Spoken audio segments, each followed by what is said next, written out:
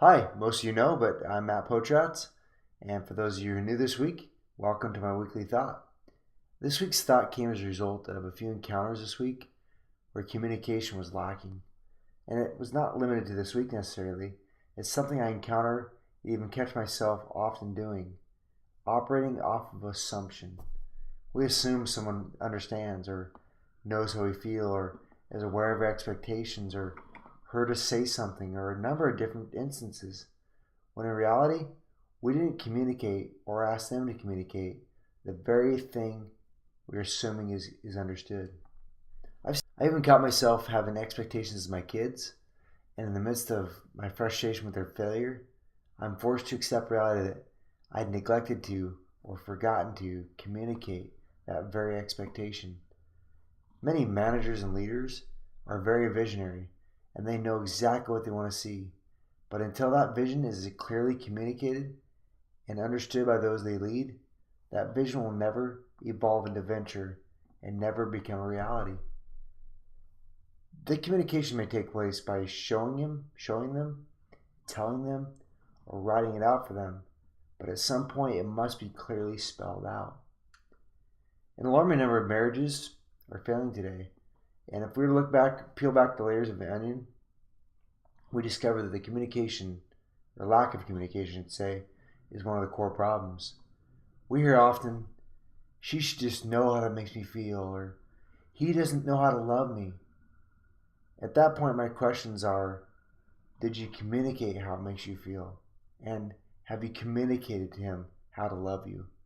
Or are you just assuming that he or she should know? I'm a statistic in the failed marriage arena, and I'm determined that it will not happen a second time.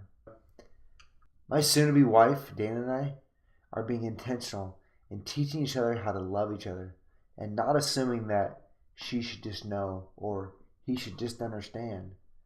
Regardless of your level of connection, it will never be healthy to expect your spouse to know something that's never been communicated to them. Sure, at times they may or even should sense something because of their special connection with you, but that sense can be confirmed by simply choosing to communicate the confirmation and throw out assumption and uncertainty. I've spoken at a couple of schools where I was scheduled to speak to a large number of or even all of the student body, and I arrived at the front office, and although the event planner or administrator knew I was coming, the office staff had no idea who I was or why I was even there. That in itself communicated to me that they saw very little value in my time there and hadn't even made it a topic of conversation or an item on the agenda. I'm not throwing stones at all. I'm simply giving an example of how failure to communicate generated an awkward or an uncomfortable moment. I probably over communicate at times, as I like to confirm leading up to and then reconfirm the morning of or evening before what time I'll arrive, what I'll be driving, and what I'll need when I get there. So, as you can imagine, when I walk into the office and the greeting consists of, "Hi, who are you?"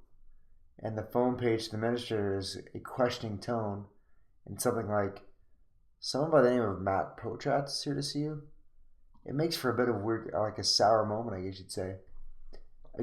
Again, I'm not throwing stones, but I hope you agree that this sequence of events is lacking communication that absolutely should have existed. On the flip side, I've spoken at schools that have ramped up their students and staff at my arrival, hung up the flyers and posters I'd sent, and generated excitement throughout the entire school. So, when I arrived, I was greeted with enthusiasm, had a lineup of students designated to help me unload and set up my props and equipment. Those events, in turn, go down as on record, I guess you'd say, as some of my most rewarding and best experiences in my career. I'm very aware that mistakes happen and communication is sometimes simply forgotten, but I think as a whole, the topic of communication lacks intentionality.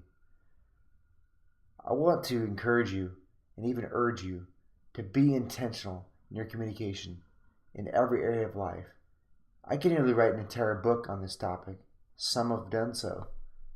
Communicate expectations, communicate feelings, communicate needs, communicate desires, communicate satisfaction, communicate dissatisfaction, communicate goals, communicate agendas, directions, warnings, communicate reinforcement, communicate trust, communicate belief. Make the choice to rise above assumption and simply communicate.